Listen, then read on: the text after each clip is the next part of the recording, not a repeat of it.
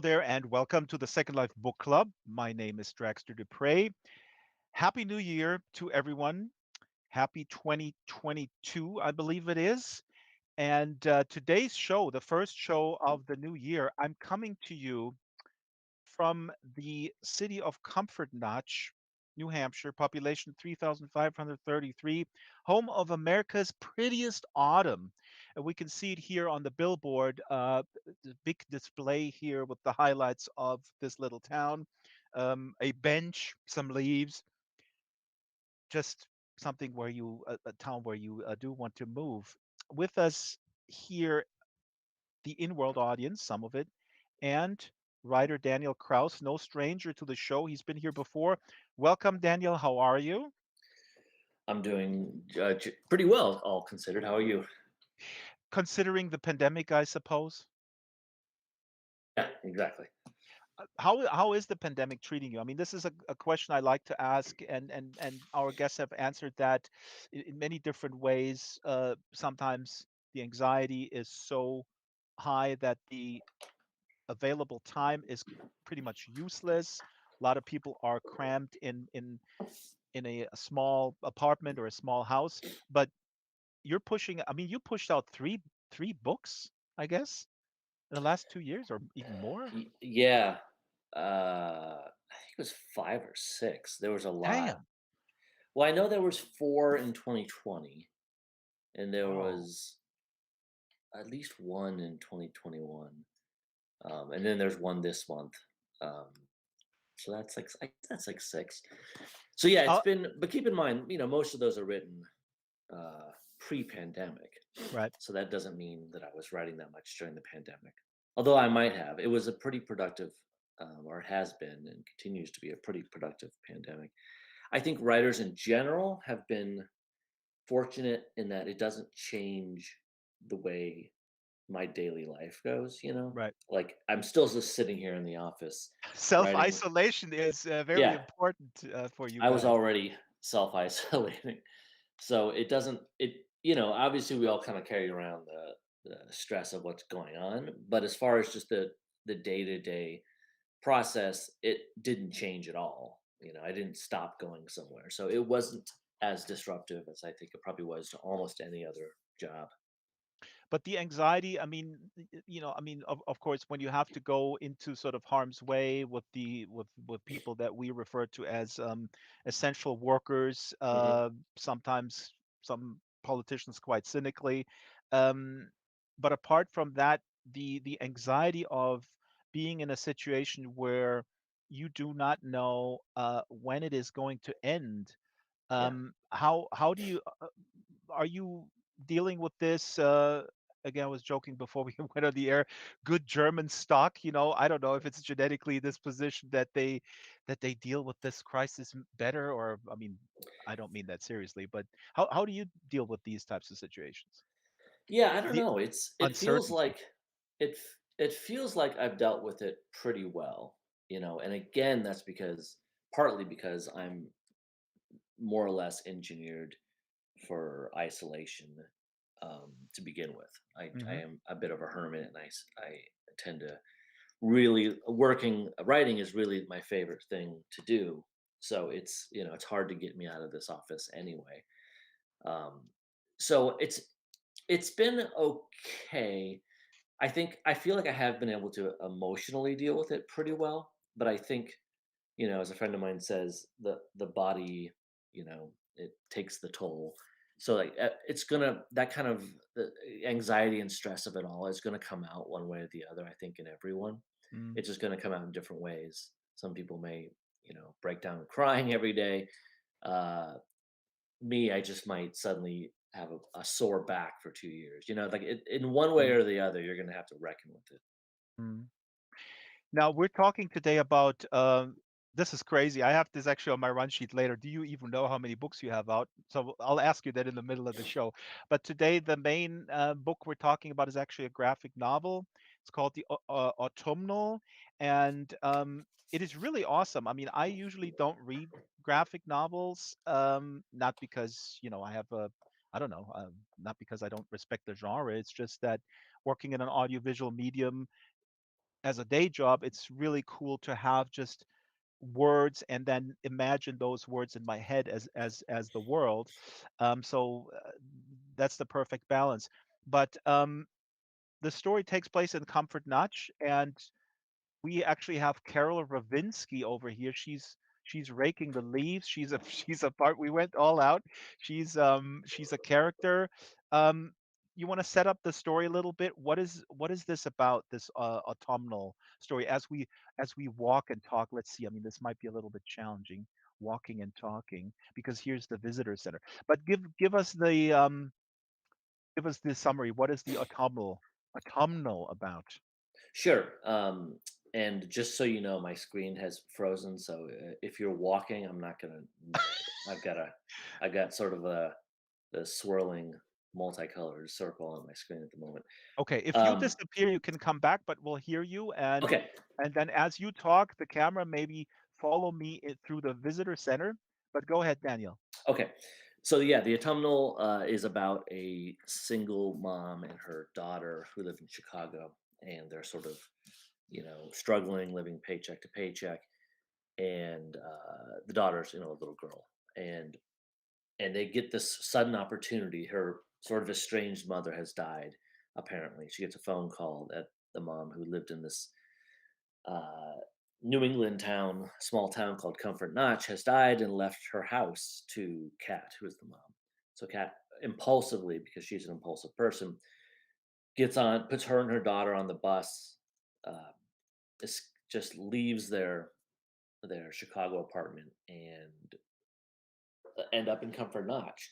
And she's a city girl through and through, so it's a strange place for her to be. Small town, known as America's Prettiest Autumn, and everyone there is really nice. And although she kind of hates to admit it, she kind of Mhm. likes it there, and her daughter likes it there. Uh, and it seems kind of great, but it's almost a little too nice. And there's something going on with the leaves. Everyone is furiously raking their leaves all the Raking time. the leaves all the time, yeah. And the kids are not allowed to jump into the leaves and play No, with them. no, she doesn't know that. So she's like, "All right, kid, here, rake some leaves, jump into them." And the neighbor flips out. Yeah, Let so me there's interrupt something you real happening quick, with the Daniel. leaves. I'm in the Yeah, visitor center here. So our YouTube audience and on Twitter, they see I'm here in the visitor center, and there is a bunch of um, panels here from the graphic novel. You can see the leaves, and you can see Sybil, the daughter, here playing with the leaves. It's just amazing art. We'll talk about this a little bit later. And here's actually a weird-looking, dead-looking person in a body bag. So I mean, this is horror after all. And there's a woman by the name of Clementine Biddle behind the Comfort Notch Tourist Center. Who is Clementine Biddle, Daniel? Don't she's give away someone. too much, but yeah. Someone kind of whispered about in the town that Cat starts to hear about, and she remembers because she until the age of maybe 6 or something, she lived in Comfort Notch, and she has fuzzy memories of hearing about Clementine Biddle. She just doesn't remember who it was, but it seems to be this character who lived in a town long, long ago, and who was accused of being something of a witch. Now, one of the things this graphic novel does is it gives you myth and mythology of this town, but then kind of revises it a couple times in the sense that what you think of Clementine Bill is going to shift a few times, and it's whether or not she's a good person or an evil person or something in the middle. But she is sort of in the most surface kind of way, anyway. She is the scary specter that people say are inhabiting the woods and that uses the autumn leaves to somehow, you know, transport herself around. The leaves are almost like her footprints. Now, also in this visitor center is our illustration. We'll talk a little bit about a book that I started reading yesterday, which is really cool. They threw us away, the Teddy Saga. Um, just telling here because people are audience members are looking around here. So one half of it is dedicated to the Teddy Saga, and the other is dedicated to the autumnal. Clementine Biddle just said in local chat, "I'm a good person," so we don't know. Um, Now I'm going to walk to the audience area, and Daniel, I'll just give you a teleport to the stage in a minute or so, so you can just teleport to the stage without walking through the building. We're here in the stage area now. There's a giant comic book with a few excerpts of the Autumnal. As Daniel said, the mother, Catherine, here in the very beginning, I'm opening this book. Um, in the very beginning, picks up her daughter from the principal's office, and there was an altercation with another girl. It's really it throws you right in to the anxiety-inducing role of being a parent, and they call each other the what do they call it? The Miss Dragon. Mi- Ooh, there's a Sorry, dog. The I Mistress can't. Ex. Yeah, go Yes, ahead. Mistress Explosion Destroyer, Mistress Explosion Destroyer. which is sort of an adapt. Their sort of funny adaptation for her actual diagnosis. Is that an It, actual diagnosis, or did you guys the make that the up? actual diagnosis is intermittent explosive disorder, Ah, but they jokingly call it Mistress Explosion Destroyer. I think, Daniel, you may have crashed out of Second Life, so you can just close it and relog, and then Okay. I'll bring you in because I don't see you here on the local chat. And meanwhile, I'm riffing, but your voice is still on the YouTube, so I'll bring you in. But just quit the client and come back. Um, so as Daniel said here, they then go to Comfort Notch, and these leaves are behaving in a weird way, and the townspeople also know Kat's um, mother who passed away, and they don't seem to like her. Um, there is then a children's rhyme, which is kind of important, um, that Sybil, Kat's daughter, starts singing with the other kids. Uh, let's see here. 50 whacks, she takes a life. Lightning, thunder, accent, knife. 50 more, she takes another. Murders now instead of mother. This is a theme um, in the book, Daniel, that a mother is, um, well, that she is not a good mother, and she doesn't see herself as a good mother either. She goes between, hey, you know what? I'm doing my thing, and I'm a failure. So that's that's a big theme that I thought is really, really well worked out in the book. Thank you. You seem to infuse entertainment with important themes. Yeah, I mean, But you're not even a mother, Daniel. no, that's true. You may have a dog. Yeah, I have two dogs, as you've heard.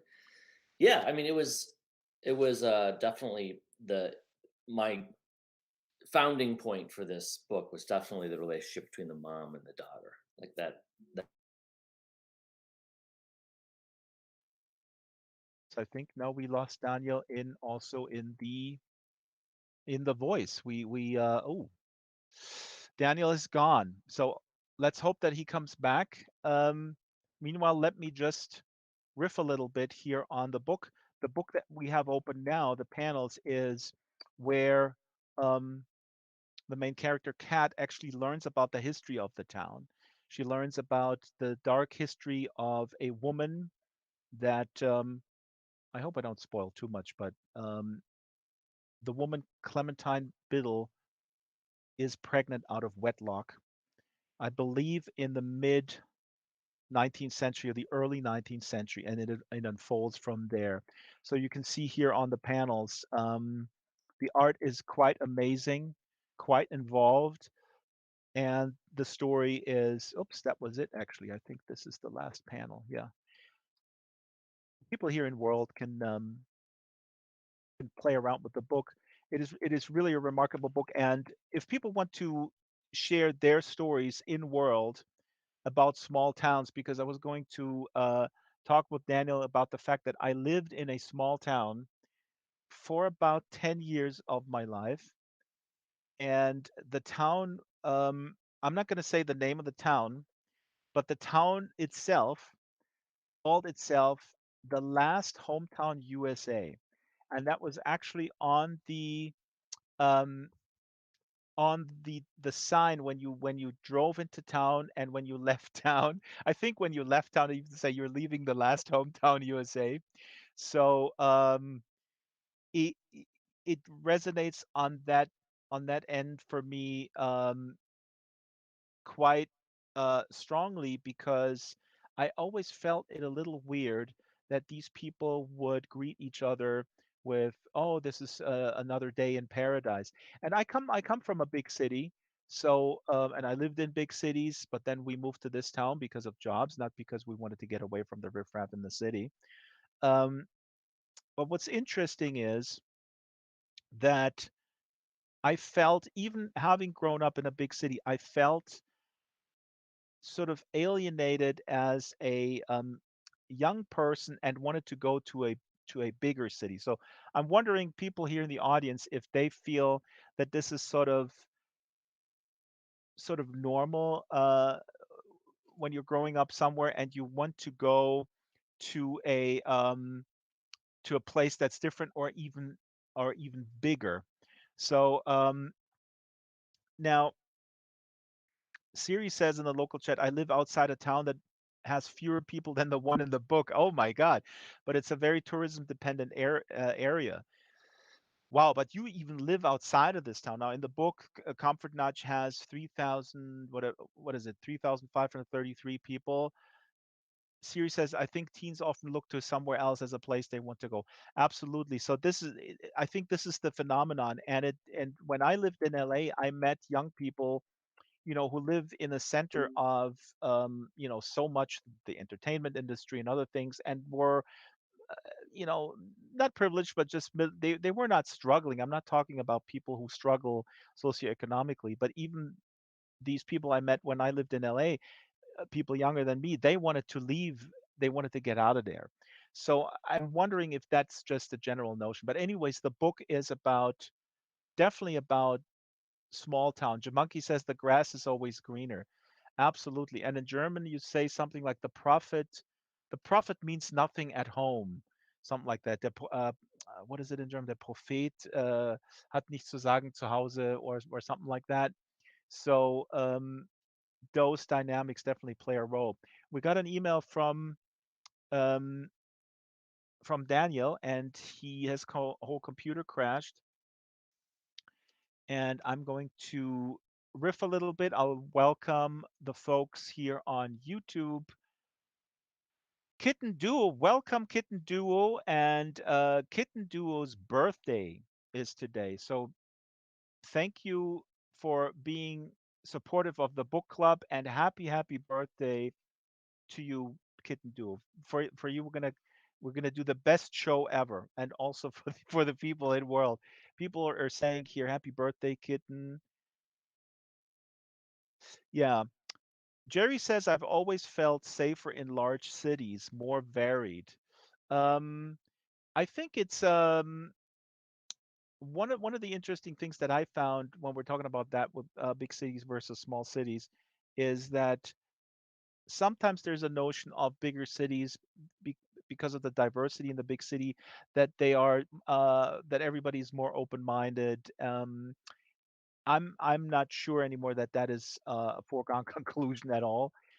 We actually see an incredibly strong anti-vax movement in LA, actually, and incredible. The QAnon crowd is strong in there as well. Jessica says she loves living in a city. I think what we might be doing as we're waiting for Daniel, I'm not sure how he's doing, but we have a very special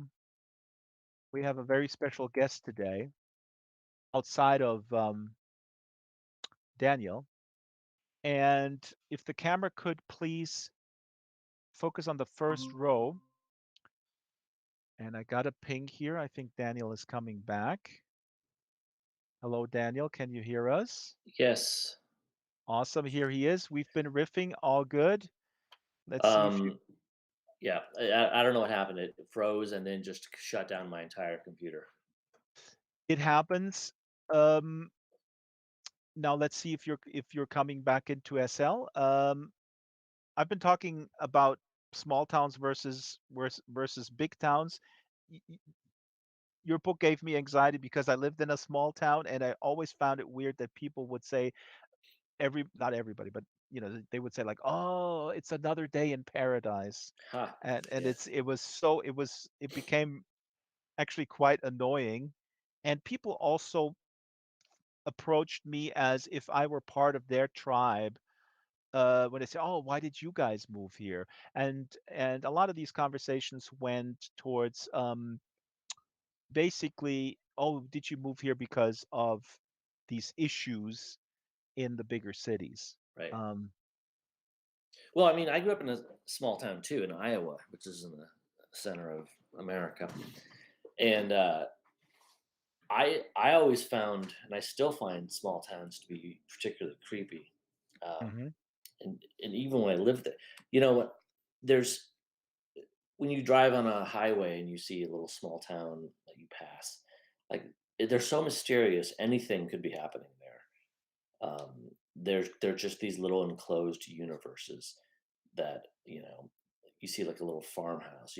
Anything could be going on there. It could be happy family like you see in commercials, or it could be Ed Gein or some serial killer stacked up in there. But I was just absolutely. I mean, this is the anxiety I think that people have, and I don't know how much of that is also perpetuated by popular culture or maybe heightened by it a little bit. I mean, you're still alive, although having I grown mean, up in Iowa. I I feel like cities are just it's interesting because I think cities tend to be scary because they're overwhelming, but there's also a lot of safety in numbers in to a certain sense. Hmm. Whereas if you're in a small town, there are no numbers. You are sort of on your own. You're adrift. No matter where you go, you basically are somewhat alone, and there's no way out. There's no airport. There's no train. You're especially if you're a young person, you are truly stuck. Absolutely. And if you're a little different, I mean, we all know the stories of not fitting in Yeah. to the local crowd. On the other hand, I just said while you were coming on, it's interesting, and there's a lot of theories about that. But the anti-vax movement and the QAnon movement is very strong in LA, and so sometimes people have that weird notion that a big city like LA or maybe Chicago is sort of full of enlightened progressive people, and that is certainly not true. Right. Um, That's true too. Now I sent you a TP. Take your time. Let's see what happens. I'll send you a TP to the stage. And as you're making the journey across, here is Daniel. Big round of applause. Look at him. Uh, Now you can sit by just clicking on the seat if you see it. People are applauding here. I can't see anything. So I can sort of see a chair. That's your chair. And just hit Shift Control Y to make it a little bit lighter. That should make it a little bit lighter. And if you're watching this on YouTube or Twitter, this is Daniel Kraus, author of many, many books. And the latest is the Autumnal, which he wrote, and the book is illustrated by Chris Sheehan. And we're also going to be talking about They Threw Us Away, the Teddy Saga. We'll have a special reading by a Furrington Teddy. And we'll also have a little bit of reading from Shape of Water, which he co-wrote with Guillermo del Toro, and also The Living Dead. But now, can you talk to us a little bit about collaborating with Chris Sheehan? I put a slide up here, Chris Sheehan's work. How how does that work? Like the back and forth, the sharing of the work in progress. Who is the boss? Is there friction? How do you resolve the friction? How much do you cut? Do you Right. come in with like tons of, I don't know, 500 pages, and he tells you, no, dude, show, don't tell, or how does it work? Well, it's a great question, and this was my first foray into graphic novel or comics, so I was brand new to it. I was coming from the world of novels, so I didn't know how it worked either. Um, Hmm. but the process of writing a comic or graphic novel is is a lot like writing a screenplay, um, Hmm. which I had some experience in. The biggest difference is there's sort of a Jenga, not a Jenga, but a Tetris uh, Ah, yeah. aspect to it where you're having to fit a story into a certain size of page, and you're thinking about what do I want at the start and at the front and the end of every page, the front and end of every spread. What do I want to be the effect of a page turn? So like you're thinking about all those sort of units of information. Um, so what I did was unusual, I think. I think most comic writers, particularly if they have a lot of projects going on, are writing sort of on the fly. Like they do an issue, turn it in, and while the artist is working with that, they write the second issue. Coming from novels, that sounded bonkers to me. So I wrote everything at Sorry to once. interrupt, Daniel. Can you hit the speak button on the bottom here in Second Life? Then people can hear you too. I think they hear you on the YouTube stream as Okay, well. yeah, I'm here. Is it that? Okay, go ahead. Yep. So yeah, I wrote everything up front, which is unusual, and therefore was able to. I don't know how comic writers do it, where they write one issue and then they work on the art and then they write the second issue. I don't understand it because when Mm. you're on issue 5 of a comic, you're going to come up with ideas that you want to retrofit throughout throughout the previous issues. So I don't understand that process. But anyway, I uh, wrote all the issues up front, handed them off to the editor, um, and they sort of the people at Vault Comics, they sort of, in consultation with me, of course, sort of came up with who the best illustrator, the artist would be, as well as who will do the colors and the letters. Um, and then after that's pretty straightforward. There weren't a lot of major edits needed to be done to the autumnal. It pretty much came in good shape, I guess. And But then then Chris Sheehan had to sort of like adhere to you, because what's interesting, I don't read a lot of graphic novels. What I found, maybe this is sort of normal, but what I thought was very cool is that, for example, in one panel, right, you already have like a little snippets of dialogue from uh, the next scene. So yeah, right? So you see like person XYZ is in the living room, and then on the bottom there's a little snippet of what's happening in the next scene, which is like, let's say, at the airport. I thought that that was pretty cool. And but those yeah. are obviously decisions the artist then makes, I guess. No, no, those are generally written into the script. So Ah. if I want there to be a little bit of, um, I mean, that's the great thing about comics that I had to learn to wrap my head around is that you can the ability to mix and match time frames and to do flashbacks to have different locations appear in side by side panels, different times. It's all extraordinarily flexible, more flexible than any other genre. So you can have, with the greatest of ease, uh, audio, so to speak, from a scene that you haven't seen yet, but you can start it while looking at the previous scene, and you Hmm. can kind of contrast them in an interesting way. So it's a whole new way of thinking. It's a really awesome art form. I mean, like I said, I just want to make this clear. I'm not. I think sometimes people perceive me or others as somehow elitist, like, oh, I don't touch a comic book. I read Thomas Mann and Heinrich Böll for breakfast, and then a little bit of Marx for lunch. So I don't have time for comic books.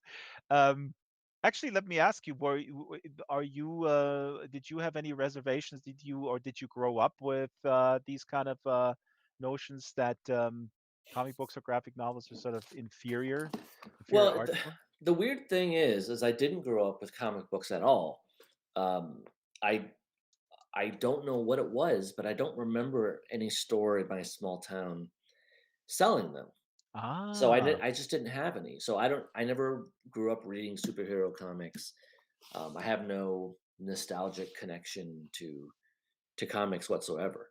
Um, so this was really starting at almost that's ground zero. fascinating. I've read graphic novels as an adult, of course, and love them, but I have no background whatsoever in comics. So this was truly getting my feet wet in an entirely different experience. That's awesome. I mean, that probably often that contributes. I mean, I would say since the autumnal is very good, maybe that's one of the factors that you came in with a fresh perspective. Yeah, I maybe. now people hear you from the YouTube, but you don't have voice in Second Life. Here's what we're gonna do. We have a special guest, one of the Furrington Teddies, who's gonna read a little bit. If I could ask you to quit and relog and come back, and then hopefully the voice in world will come back. Sure. And then the Teddy will read for about 3 4 minutes.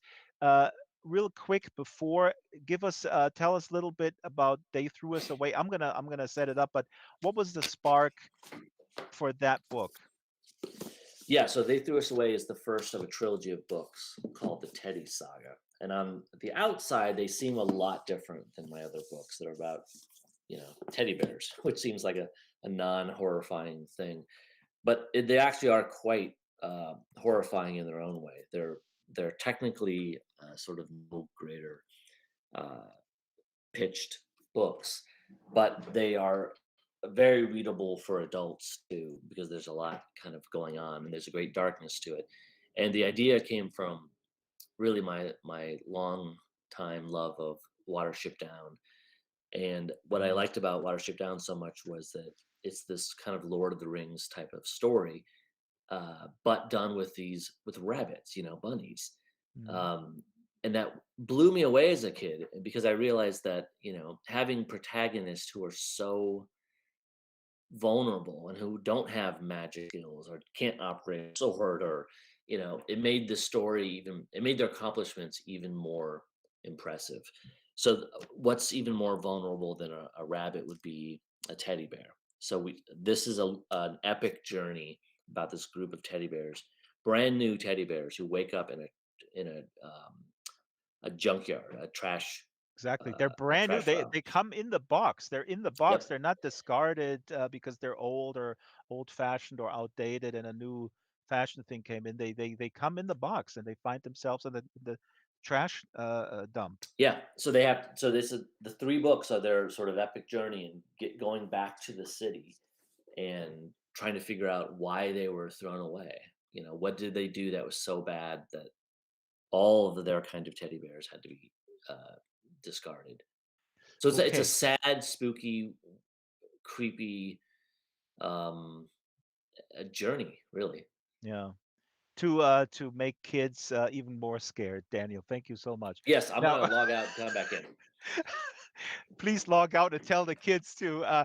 And as Daniel is logging out and coming back, I would like the camera to go to our two special guests here in the front. I think they're seated in the front row.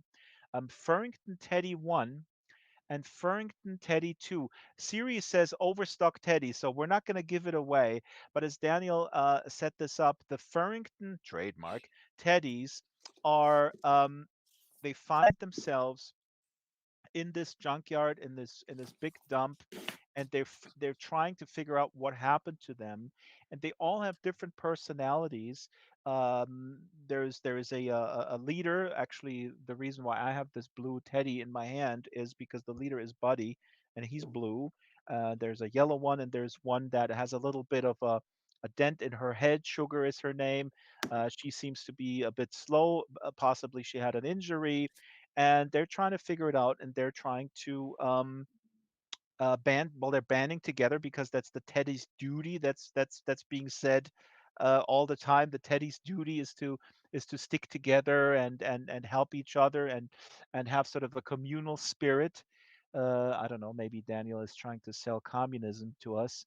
We got a lot of people these days. Terrible. um, I'm joking, of course. And I would like now to welcome to the stage Farrington Teddy number two, and he practiced his reading. And let me set this up real quick. This excerpt that Farrington Teddy number two is going to read. So these guys find themselves in the dump. They leave their boxes. There's one Teddy who's afraid to leave the box. He wants to go back into the box, don't we all? And then they sort of talk about they try to find out why did they leave the store, and they start talking about the origin of their tribe, and they start talking about the mother, and everybody has recollection of the mother, and the mother is the original creator of the teddies. And in I believe chapter 10, and this is what we're going to read from, is the story of the mother.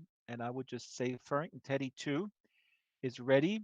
Please do take it away.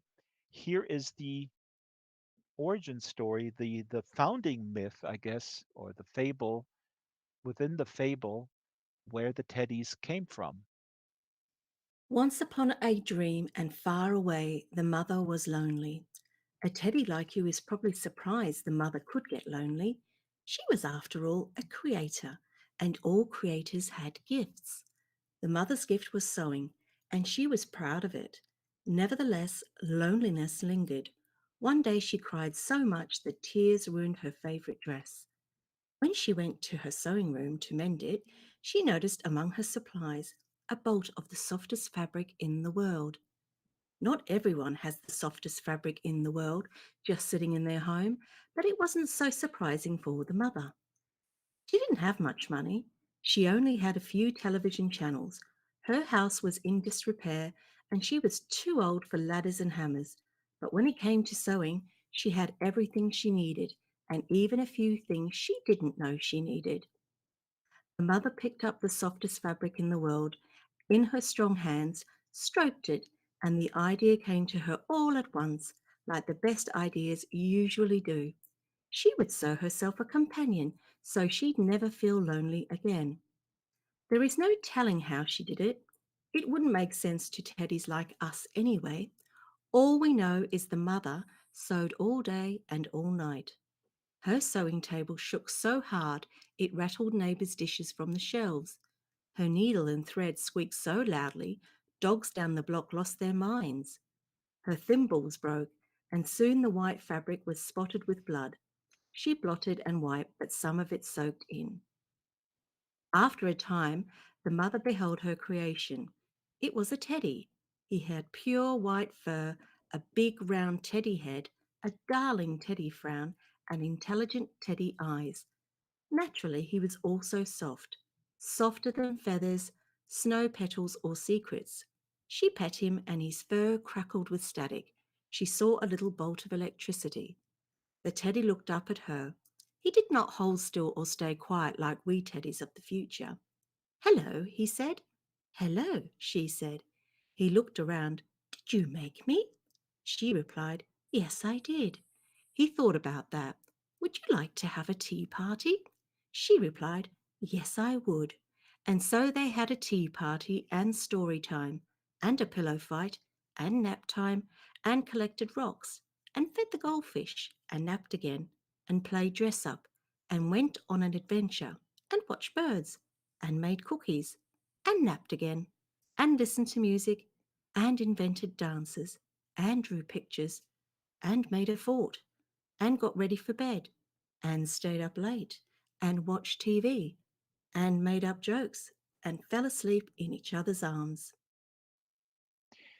Thank you for Teddy number two. This is really really amazing reading, and you can sit back down there. Thank you so much. I think you should narrate the audiobook, frankly. But Daniel, and you can hit the speak button in Second Life. Then we're back in Second Life. Um, this is just really awesome. I just started reading it yesterday. I suppose it'll get pretty dark. What age group is this book or this series? It is technically middle grade. So in America, anyway, that's middle school, junior high, what you call that sort of. So maybe like 10 years old, somewhere in that range. But all of my books for youth also are kind of for adults as well. Um, this has that kind of, you can probably get a sense of it. There's a slight, something like, Neil Gaiman's The Graveyard Book or something like that. There's a Right. sense um, of depth to it that adults could read it too, and catch a lot more of what's going on than young readers would. Those are the best books. I mean, I really try to rotate those around also to find books to give to friends with younger kids. Our kid is already an adult now, but I wonder if you or other people who write for middle grade, and we had Sarah Littman on. She does young adult about digital technology. I wonder if you guys have a, I don't know, if you acquire this over time or if you have literally maybe a list of things or a threshold that you should not go over, or certain sort of no-go areas or taboos. hmm Is there such a thing? Well, in young adult, no, not for me. Um, I've written a few young adult books that are probably about as extreme as you could go. Certainly more extreme than most adult books even go. I'm talking about books like Rotters and Scowler. They're I don't have any kind of filter on those. Really, the biggest difference between my young adult books and my adult books are really just the age of the main character. But has Middle it grade. happened that a publisher then goes like, "Dude, you're going too far," or do you have like a person that you throw this at and go like, "Am I going too far?" Or you just try Well, to. I was fortunate off the bat to get an editor at Random House who seemed to get what I was doing and wasn't afraid of it. Um, it Mhm. there certainly has been books that I've written where I don't know how it's going to be published. It could be adult or young adult, and it just sort of, we just see what happens, with it, with editors and where they want to place it. Middle grade is a different beast. You can't. There are certainly things that you shouldn't be doing in middle grade books, but it's And that's all. also something once that's written, sorry to interrupt, but once that's written, you can't just, because you're making a good point that I didn't even think about. Because when you hand it in, the publisher can go like, yeah, okay, it's a little bit too risque. We're going to just market it towards adult versus young adult, right? But with middle grade, there's no way to, once it's done, it's either it either doesn't fly or it just flies within this placement there. Yeah, I mean, it's not quite as simple as that. As usually the companies are pretty separate, so one company doesn't decide whether it's doing young adult or adult.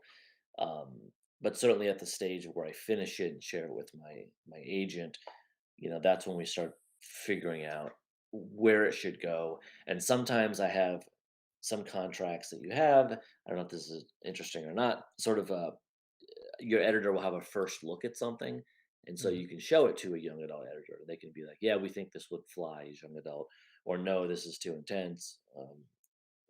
These things are very interesting to us, Daniel. This, I Yeah, think, looking behind the scenes a little bit. Again, I come from the music industry. Now I'm in film, and some of these relationships and these conversations and negotiations are very similar. But then they're also really unique. And just for me as a reader and a fan, it's super interesting how that stuff goes down. right. So, but to answer your question, in Teddy's, there are certain things that aren't shown, but there's a lot of intense stuff that's inferred in Teddy's Mm. that older readers will get, and younger readers will get a sense of. And one thing I discovered early on was that if your main characters are teddy bears, you can actually, in some ways, be more violent than you ever could be in a book. Because on teddy bears, you can rip off their arms, you can pull out their stuffing, and all these sort of horrible things can happen to them, which would kill any kind of living character. But when it comes to teddy bears, they just sort of gain these scars that they have to live with. So in a kind of a cool way, you can be pretty brutal to a teddy bear, Mhm. and it changes who they are, because at least for the most of the series, they have no way to repair themselves, and so their physical condition becomes sort of symbolic of how they're losing their innocence. They begin as these completely innocent brand new teddies, and as they go through their adventures, they and terrible things continue to happen to them. They lose that innocence and become older and more mature and more like teenagers and then more like adults by the end, where they've have to come to terms with the darkness in the world and even within themselves that wasn't there at the beginning. Mhm.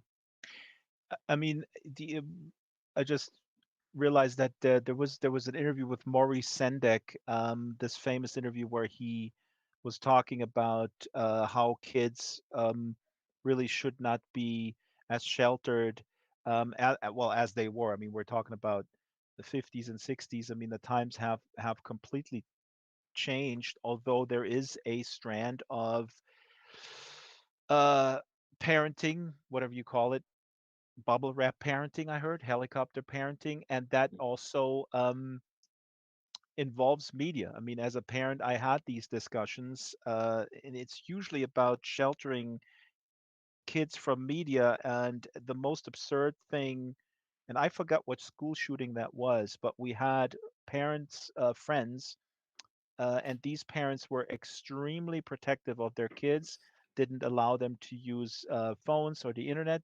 These kids were 11, 12. But the weird thing was the television was completely okay and was always on. And they came from a fairly rich family. So they came home and nobody was at home except the housekeeper, and CNN was on. And I believe it was the Sandy Hook shooting. So they came back, and the television was on talking about dead kids. So I just thought this is just an anecdote of how ridiculous I sometimes parents can behave in trying to shelter their kids from comic books or certain movies and fictional stuff when they have unfettered access to uh, decontextualize news footage, basically. Right, and books aren't passive. Like CNN can sort of Exactly. wash over a child, but a book, they have to choose to read it, Hmm. and if they don't like it, then they'll stop reading it. Hmm. Bergen says the movie AI features an AI teddy bear that experiences atrocities. Okay, we have two. Oh, we have to get to the readings. Okay, so first of all, Daniel, this is maybe the strangest question that you ever got, but maybe you got it before. But if the camera can zoom here, I have not all of your books, but there's a bunch of books here of yours on the ground. Troll Yes. Hunters, Blood Sugar, and this book here about the blockchain. Is that co-written by you? No, or is it some other guy? His name is Daniel Kraus. Yeah, that's not me. Blockchains, smart contracts, decentralized autonomous organizations, and the law. This is on your Goodreads, though. It's hilarious. For You a have to long look this. time, there was a book on my Goodreads that was about, like, Quebec or something where I've never been to. Oh my God, you can't even rely on Goodreads. So my question is not how many books you wrote. We all know that you don't know that, but which book do you hate the most? And the reason for this question is more along the lines of not hate, but it's a strong word, but which book do you feel you would like to redo something at? I Mhm. mean, it's more the question of this the artist's dilemma of having to push something out into the world and then having to live with the result for the end of their lives, and Yeah. sometimes something that is incredibly enjoyable for the fans is painful for yourself to look at or contemplate or even ask questions about. Is You have a book like that? Yeah, a couple things come to mind. My very first book, which virtually no one has read, called The Monster Variations. I like the book, but there's a couple, and there's just a couple lines really that I've always regretted. I put them Ah. in. I put them in. It's nothing offensive or anything like that. Mhm. It's just that I put them in trying to make things clear for the readers, and I overdid it. I think I would have been better off leaving things a little less spelled out. And there's a couple there's a couple suggestions I took from my editor in my first book that I didn't really agree with, and and I never did that again because it Mhm. bugged me right away, and um, it bugs me to this day that I Is that made the it. rookie thing where you're confronted or Yeah, you're working with someone who you look up to and has a track record of certain successes, and your intuition is saying, well, I should do it this way, but this guy has more experience, so I'm going to go yeah, with the guy. that's it. And it doesn't mean necessarily wrong, and maybe it makes it a better book. I don't know, but it just isn't a choice I agreed with. And again, these things are really minor in the book. They're just like Mm, little lines of dialogue here and there. But there's a couple that bug me because they don't feel like something I would do. And mm, then I guess my other answer is Scowler, which I think is a really good book. But out of all my books, and I've you know written over 15 or something at this point, it's the book that I think every author's got one or two of these that almost like ended my career in the sense that it was so difficult to write for a lot of different reasons, that they're I'm blessed to say that almost all of my books have come out pretty easily. They're very very difficult tasks, but I've enjoyed them. I've never really experienced writer's block, that kind of thing. The exception is Scholar, which was so difficult to write that there were spots during the book that I considered just giving up all writing altogether. Like it was just hard. But I think it's a good book. mhm. I have a complicated relationship with it. That's it. I mean, this is something that people the difference between your experience with it, having to relive the emotions while you're creating it is very different from people enjoying it. But when you mean finish your career, you mean like you couldn't hand it in time because, and then people were like, "Hey, dude, you got to hand it in." That No, those kind of tangible threats. no, it wasn't stuff like that. It was more like, you know, I just the book was arduous to write. It was hard to figure out. It was sort of emotionally painful to work through. Um, it I had to essentially rewrite it several times to like from scratch almost. Um, it was the one spot in my and part of it's just where I was in my life at that moment.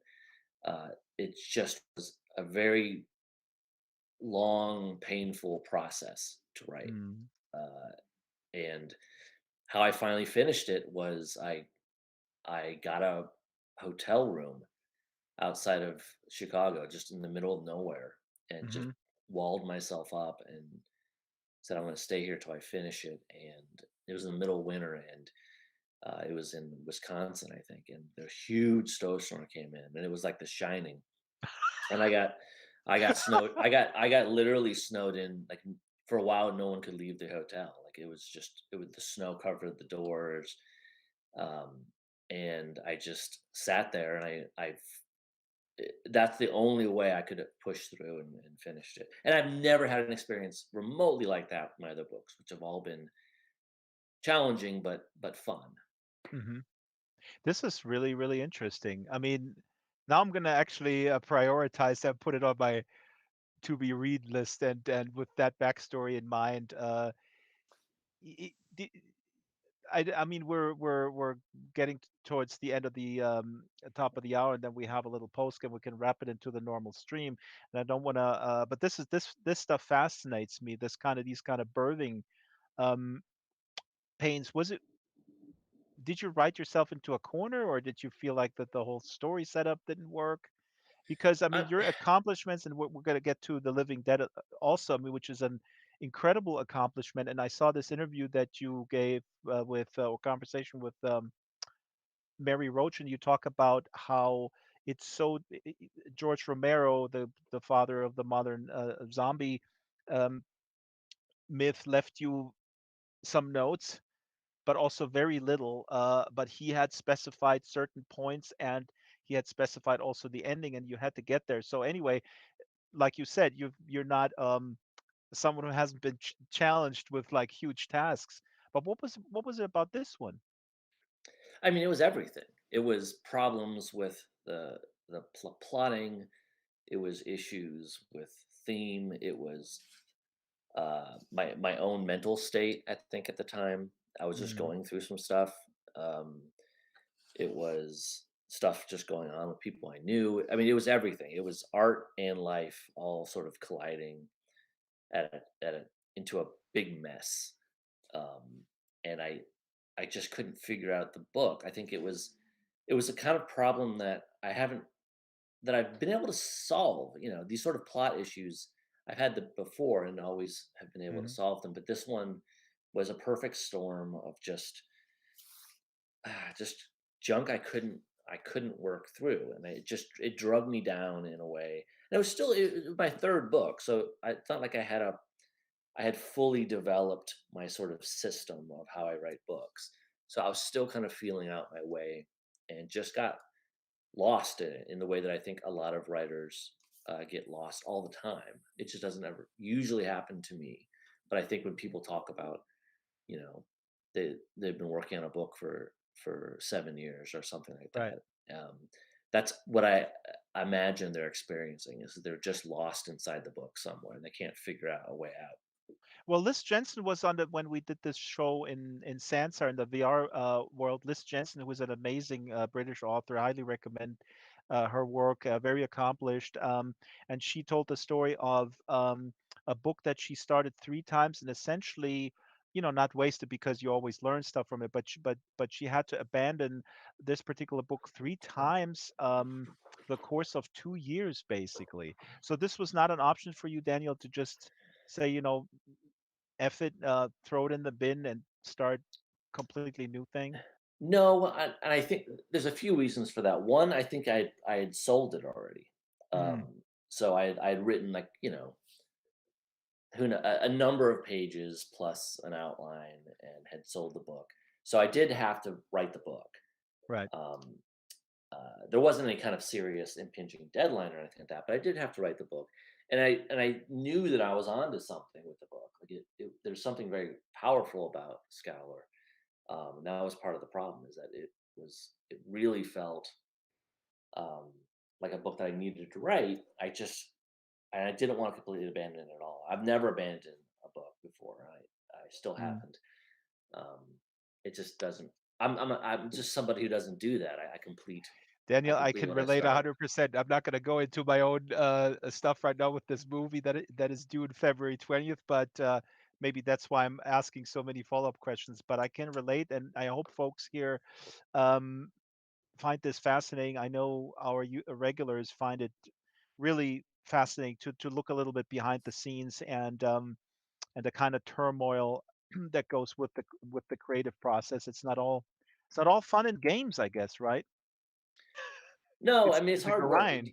The traumatic parts of it don't happen very often to me, but it's always really hard. I Mm. just really also, there's nothing else I'd rather do. That's a quote that is should be on a t-shirt. Let's read a little bit Shape of Water. You have Okay. prepared Shape of Water, and a book stand will magically appear out of out of the ground. Um, and you don't even have to get up. We'll keep Oh, actually you got no, you got up since you got up, awesome. I was giving you the option. But now that you got up, please position yourself in front of the book stand. Let's move it over here a little bit. Perfect. And the book stand will then position. And The Shape of Water is in collaboration with the director Guillermo del Toro. This was different than the George Romero thing. Was yeah, it yeah, before the movie or was it parallel? Is it one of those tie-in things? yeah, yeah. Both the books that I'm going to read today are collaborations. So, The Shape of Water began as an idea that I had as a kid, actually. Um, I had an idea about sort of a creature from a Black Lagoon type creature who's captured in a lab, and then the well, if you've seen the movie, and then the janitor takes it, puts it in her bathtub, blah blah. And it was always a book I'd meant to write, but was never first on my list because I just couldn't quite figure it out. Although I had the premise, and then um, when Guillermo and I were working on Troll Hunters, um, the book, which was then turned into the TV series later, I told him about this idea, and he just sort of took off with it. And so the movie and book basically were done parallel to each other Mhm. and came out at roughly the same time. And they're mostly the same. All the major plot beats are basically the same. There's just as with any book and movie, there's just a lot more of everything. Right. No, but it's not that's what I want to make clear to the audience. It's not a novelization Correct. Yeah. of the movie, like let's say The Thing, Alan Dean Foster, or Star Wars. Anyway, that's a whole different story. But so this is essentially your story. Well, I mean, the premise, I would say the premise was all came Hmm. from me as a kid. But then, uh, the book and the movie, I sort of handled the book while I handled the movie, and yeah, and that's how they were developed. Okay, let's hear a little bit. Of course, I didn't watch the movie because I'm proud to not watch movies. Although I did watch Don't Look Up, but that's another story. Very good movie. And as Danny, so do we need any setup for this one? Not much. I'm going to read very small section from that's about Richard Strickland, who's kind of the bad guy, I guess. He's a lot more sympathetic in the book than he is in the movie. But that's, of course, Ah, that's what you get with books, though. You have much more time to sort of get into why they are the way they are. And so in the book, it has this intro section where Strickland is in the Amazon capturing the creature. This is not from that section, but he's going to refer to the jungle, and that's where he came from. So in this section, which I think has an analog in the film, um, he but tell us has. regardless who this guy Strickland is for people who didn't watch the So movie. he's a former soldier, really, who now works for the government, and they sent him down to the Amazon to try to capture this rumored kind of river god who lived down there. And he did just that. He went down there and captured it and brought it back. Um, and he's sort of a tortured person who has a lot of sort of war related trauma. And for this part in the book, he has lost a couple of his fingers. They've been reattached. The creature bit him essentially, Mm. and I believe this is the case in the movie. The two janitors, Elisa and God, I'm forgetting the character's name. See, Elisa this and is Zelda. Elisa and Zelda right. sort of find the fingers and help them. He reattached them. So now he's supposed to thank them. So they're in his office, and that's the setup to this scene. Awesome. All right, so here we go. Various offices were offered to Strickland. First floor berths with panoramic views of swooping lawns. He enjoyed spurning Fleming's largesse by instead insisting upon the windowless security camera room. He had Fleming install a desk, cabinet, trash can, and 2 telephones. One red, one white. The room is small, neat, quiet, and perfect. He journeys his eyes across the 4x4 grid of black and white monitors, the interchangeable hallways, the sporadic twitch of a meandering night worker. After the occluded views of the rainforest, how relieving it is to see everything all at once. He peruses the screens. The last time he saw the 2 janitors, now seated right behind him, was in the men's room. He burning with the mortification of runaway urine, they holding their laughter until he left. Different dynamic now, isn't it? An opportunity to reestablish a proper relationship. He lets his left hand dangle, gives the janitors a chance to see the bandages, the shape of his reattached fingers, to imagine what they look like underneath. He could tell them. Pretty fucking bad is how they look. The fingers don't match his hand. They're putty colored, stiff as plastic, attached by black thread the thickness of tarantula legs. Strickland's only concern is that they can make out his fingers in the dim light. He unscrewed the overheads after moving in, preferring to let the 16 screens fill his office with a ghostly gray. After the jungle's salacious blaze, bright lights are as bad as loud noises. F1, the lab, is intolerable. Hofstetler has begun dimming the lab at night for the creature's sake, But that's even worse. The idea that he and the creature share a light sensitivity enrages him. He's no animal. He left his animal self in the Amazon. He had to do it if he had any hope of being a good husband, a good father. Just to make sure they see, he wiggles his stitched fingers. The blood screams, the monitors go hazy. Strickland blinks, tries not to faint. This pain, it's something else. The doctors gave him pills for it. The bottle's right there on his desk. Don't doctors know that suffering has a point? It grinds you harder, sharper. No thanks, Doc. Hard candy will do. Thinking of the sharp, stinging, distracting taste makes him finally turn around. Since his wife refuses to unpack the boxes from the move, he'd had to dig out the Brazilian candy himself. It was worth it. The bag chuckles like a clean countryside creek when he picks it up. The glassy green ball billiards between his teeth. That's better. Much better.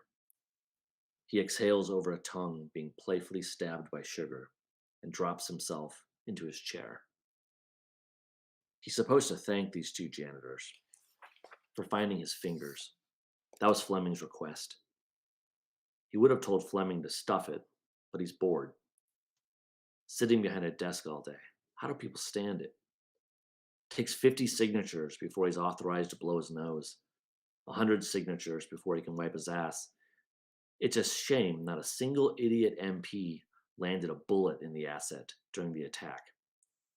He's got half a mind to pick up the Alabama howdy do, march into 5 F1, and fix it so the asset has less life left to be studied. Once Deus, there's my dogs. Once Deus Branchia is gone, he'll be out from under General Hoyt, back into his wife's and kids' lives. He wants that, doesn't he? He thinks he does. Plus, he can't sleep, not with this kind of pain. So, fine. He'll leak some gratitude upon the stupid janitors.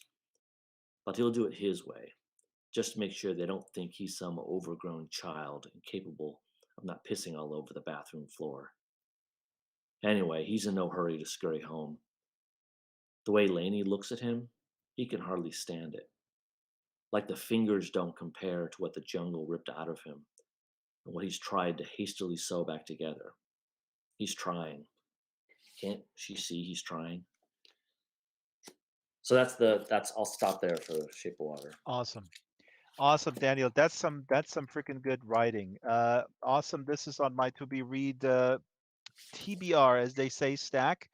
If you're watching this on YouTube or Twitter, this is the Second Life Book Club with Daniel Kraus, a prolific author of many, many books. And yeah, as of late, the Autumnal, which we talked about, and the Teddy Saga and the Shape of Water. And he was on the Second Life Book Club before with a book called The Living Dead. And The Living Dead was in collaboration, well, based on an outline and notes from the late George A. Romero, the father of the modern zombie mythos.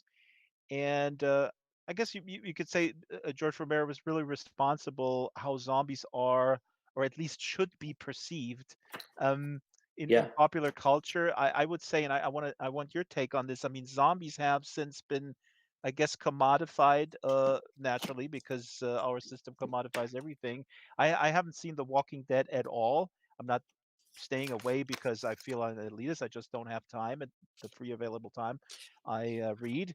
It's not knocking that, but I feel the original critique of Romero using the zombies to critique racism, consumerism is kind of lost. yeah, Do you feel like that, or do you yeah. I see think anything? Yeah, go ahead. generally that's very true. I think it's he made 6 zombie films, starting with Night of the Living Dead, which really did But people might object and go solidify. like, yeah, what The Walking Dead is very much carrying that spirit forward. I mean, I had heard people Well, it's not the express to me. zombie. It's. I mean, it's not the zombie part of it. It's the human part of it. Like, I think Walking Dead, although I've only seen a very little bit of it, um, probably gets the zombie part exactly right. I think Mhm. the creator of the original Walking Dead comic book, was a huge Romero fan. Um, the issue is, I think, and not specific to Walking Dead, but most zombie media, is really like, what's the point of it all? You know, Yeah. like Romero, starting with Night of the Living Dead and Dawn of the Dead and onward. You know, the zombies really weren't that important to him. They could have been other things. It was really, they were a catalyst for the human interactions, or their failure to band together. That's sort of the theme of his all of his work, not just limited to his zombie films. I always think that the medium of film is not ideal for certain things. I mean, this is a larger discussion. We can spend hours and days on this. But do you think that there's something about the glossy nature, especially now with much higher resolution that we have? I mean, if you look at the original zombie, there is something, I mean, this is not an original thought. A lot of people have pointed this out. The grittiness of the look of films from the 70s, especially, they carry this message, this dark message, just way more effectively than we can today. I mean, I can't think of any examples. I mean, I sound like an old guy, get off my lawn. The movies were never as good as the 70s. I'm not trying to sound like that guy, but there's something to that look that transports the message that he wanted to transport just better. You just can't do that in a glossy format that is seeking to entertain and keeping people glued to the screen. Yeah, I mean, I think there's something to that. I mean, I think it can be done. I think it's more that that sort of look that you're talking about was by necessity associated with a certain independent spirit, Yeah. and a lack of resources, and And Night it of the Living worked to Dead. its advantage. I mean, it could have been if Yeah, he had the budget back then in the day, maybe these films would have just not hit as hard I or had. think Yeah. Romero is a perfect example of this topic, because I think his least successful movies are the ones where he had the biggest budgets generally, Mhm. and anytime he was forced to really work on the shoestring, inevitably that's his best work. Mm. Just scrolling back here through a few comments, and then we can go to the Living Dead. Reading, the Stranger says Mark Twain struggled on and off with Huckleberry Finn for a great many years. Good thing he kept returning to it. Um, yeah, indeed. And the series says, I think the movie starts with the Amazon scene, if I remember right. And Alphonsus says, in terms of your dog, it adds to the immersion. Yes, Yeah, absolutely. We should also just always have an avatar dog here running around, yeah, right. just just in case something barks. So the Living Dead. No, before we go to the reading, you gave this interview, this conversation with Mary Roach, right? Mhm. And I watched it, and I pulled a few quotes. Let me see where I have them, because you talk about the research, that it was there were subject matters that you had absolutely no idea about, so you had to do um, a lot of research. But what is most fascinating to me is the amount that you had to write, or that you ended up writing, versus the outline, and the outline was vague but specific at the same time, right? Yeah, I mean, I should say that it was definitely more than an outline. Like, he had written a chunk of the book, and Hmm. there were, in addition to that, he had. I wouldn't call it an outline necessarily. It was more formless than that. But he had notes, and then it's complicated, but other sort of scenes that he had written that seemed to be important to him and belong in certain places within the story. So I had a bunch of different kind of material to work with, including a significant chunk of written pages. Aha. Um, So when you mean, like, when you say he has written the book, you mean he actually had written pages with yeah. dialogue and Oh everything yeah, ready to yeah. go? He had. Mhm. There was probably a some. I mean, he trying to think. It's hard. people have always asked me how many pages did he write, and it's hard to say because they came from all over. Like they weren't all in one chunk, and they were written in weird formats that don't align with like a Word document. Some of them were printed in really big type, and some were. It's very convoluted. But I would say he wrote at least. I mean, it had to be close to somewhere in the 200 to 300 page range. Wow. But they weren't linearly established. So what I'm saying is he didn't I write. see what you're It saying. 'Cause wasn't this like mhm, he wrote the first 300 pages of the book and I took it from there. mhm. It wasn't that at all. It's like he wrote 50 pages that belonged here, 50 pages that belonged there, 10 pages that belonged here, uh, 5 pages at the very end. I mean, there it was just like totally scattered throughout the book, which made it much more difficult than if he had just written a portion of the book But because I had to that's where bridge everything. Yeah. right, you had to go from A to B. And here this quote is say, I put up on the slide here. You're talking about one of these challenges was how do you arrive at this end? In the conversation, you say that he had a very specific end in mind, Mhm. um, with very specific characters that ended up at this end as the main people. Yeah. Yeah, it was all a challenge of figuring out how to connect these dots because I had all these sort of George Romero dots planted. And, Romero was I should say, um, my absolute favorite artist in any medium. I grew up on his movies and he was, Mm. my favorite artist, period. So I had not absolute total respect and love for everything he had done. And so it was important for me not to throw away any of these dots that he had sort of put down. The question was how to bridge them all in a way that drew everything into a coherent whole. And so, therefore, I don't, there will never be a writing experience that had this particular type of challenge, I think. Did you not tape yourself with a webcam 24/7 that you then release as a special or something Yeah. like the call to the process? That'd Um, be a long webcam. the other thing that I find fascinating, I didn't talk about this last time you were here, is the ending of this book is really amazing. There's a kindness to it. Of, I mean, just a humanity towards the zombies, and you hinted at it now, and also in your last stop over here with the book club, that Romero had sympathy for the zombies. And Oh, in a yeah. conversation with Mary Roach, you say his sympathy for the zombies go deeper and deeper. It all makes perfect sense when you step back and realize that he saw the epidemic, a word that was put in his mouth. He saw it as a zombie uprising, a beaten down class rising up to replace a ruling class. And that goes when you watch the movies, that theme is getting stronger and stronger. Yeah. But you and I don't want to give away the ending. I really encourage people to read this book. I mean, it's an epic work. It's an amazing work, but the ending is so just perfect. uh, did did you come up with this ending, or did he hint at that, or was that The exact specifics of what happens on the final few pages came from Romero. wow? I don't think God, it's so hard to remember already.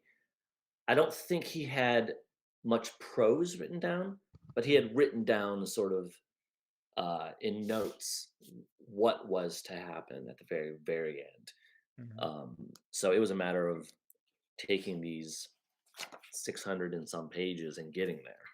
You know, Well, I mean, obviously we shouldn't spoil this, but we're talking about a concept of a somewhat of a coexisting, and it's so interesting now with the COVID-19 pandemic. I mean, it's hard not to kind of look at these sort of discussions that we have with COVID-19. Of course, I'm not suggesting that that the virus is the zombies. I mean, the symbolism here is about class and everything. But the way what you present in the book, the concept of coexistence is just, and yeah, the way to deal with each other in a very humane and kind way is just yeah, that's absolutely what all of his zombie movies are talking about. Like it's his Mm. sympathy is with the zombies, and he from the very beginning, from Night of the Living Dead, 1968 onward, really for him it was about an uprising. It wasn't about you know an epidemic. It was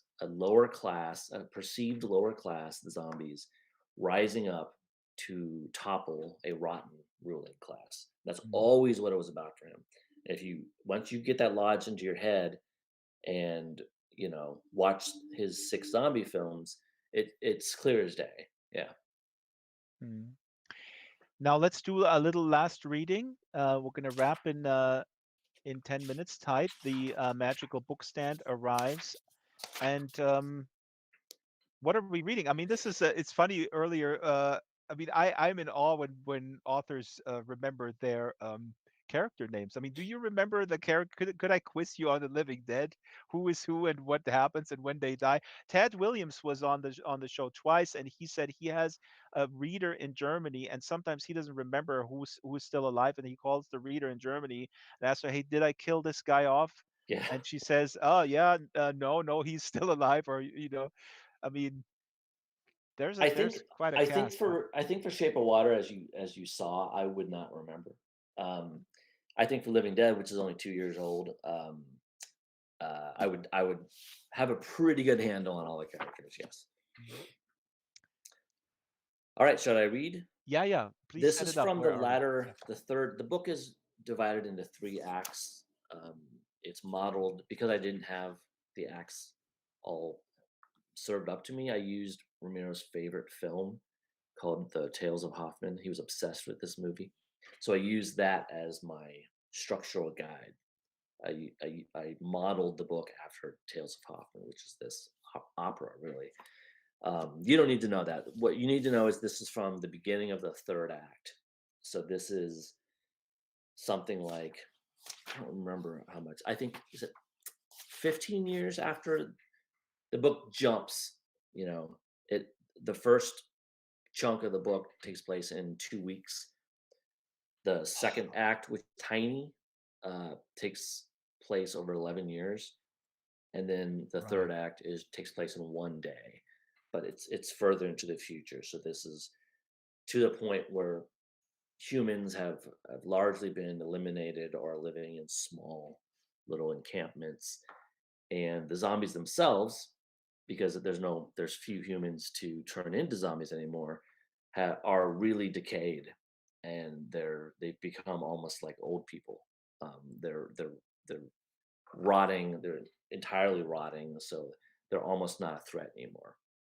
So this is has focuses on a character named Greer, and she is kind of going on a mission of sort from their camp into a neighborhood where a lot of these old zombies have sort of taken up residence. It's where they all congregate for some reason.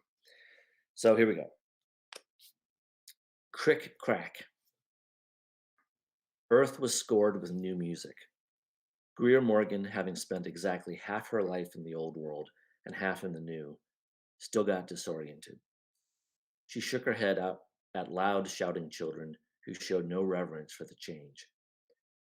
Forget the burbling creak of electronic notifications and the hullabaloo of music, TV, streaming video. When Greer woke up from dreams of Missouri, it was Old Muddy's absence of white noise that gave her vertigo.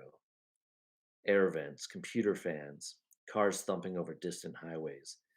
It had been persistent bad gossip, and all of it was gone. The soundscape kids took for granted today left Greer awestruck. Not even when hunting with Daddy and Conan had Greer heard nature so vibrantly. Blankets of birdsong were stitched of distinctive threads, and symphonies of insect sibilance were played by trees were like a great looming race, their branches creaking in coos of childlike curiosity, rustling leaves and satisfied exhales, and the tisks of their twigs, the gentle chiding that humans deserved. 15 years after 1023, new sounds existed too, though only a few justified terminology. Greer remembered a teacher rhapsodizing how Inuits had 50 different words for snow. Well, the survivors at Old Muddy, aka Fort York, had a half dozen words for the sounds of collapsing buildings. A woody was the cracked knuckle splintering of a wooden structure, houses, barns, pavilions. A duster was the caving of a brick structure. There was a softness to it, even when multiple floors succumbed. Screechers were unpleasant, metal structures yielding to rust with banshee shrieks. Screechers could stop you in the middle of a laugh and make you fold up in fear. Greer once heard the collapse of an Ohio theme park roller coaster and was still haunted by the ride's ghost riders. Other sounds included kaboomies, methane explosions in underground tunnels, and marimbas, the xylophoning of rain plunking through multiple floors of gutted high rises. It made perfect sense to Greer they'd been slapped with such childish labels. You had to reframe the sounds of a dead world if you planned on getting out of bed every day. Crick crack. Unlike the noise of collapse, that was a sound you could hear any time you wished. You only had to venture 7 blocks north of the Fort York perimeter. Along a roughly 15-block stretch of what used to be Queen Street in what used to be Toronto, Ontario, Canada, you could hear it from inside former businesses and apartments, down shadowy alleys, out of forested former parks. Crick crack, crick crack, crick crack. Shortly after arriving at Old Muddy in year 12, Greer sprained an ankle. While a doctor, a former veterinarian really, at the fort's hospital treated her, he tried to explain the sound's origin. Evidence suggested a zombie in a temperate clime could last 10 to 12 years, at which point the brain itself rotted, and the zombie, for the second and final time, died. Before that, lots of other things rotted too, including the plate of ligaments and tendons at the junction of leg and foot bones. Greer recalled words like plantar, dorsal, and metatarsal. Over the years, these tissues dried to a gravelly gum, creating a dry twig crick with every flex. The foot's 26 bones, meanwhile, knuckled one another, creating a stone-on-stone crack. Put it together, and you had the signature sound of an antique zombie inching your way. Crick, crick, crack. Greer believed she was the first to hear it today. At 32 years old, she was the youngest member of this recovery team and fancied her senses to be the sharpest. She was also walking point, 30 feet in front, an old habit. There, a second crick crack. There, a third. One thing humans never figured out was how zombies so reliably sensed the living, even the near fossilized ones, and Queen Street was rife with the fossilized. So much so that no one called it Queen Street anymore. Out of habit, Greer glanced at a cankered road sign that had once pointed the way to the closest highway, but over which someone had painted, "Welcome to Slowtown." Toronto, like everywhere else in year 15, was largely devoid of zombies. Anytime they were spotted, they were crick-cracking their way to Slowtown.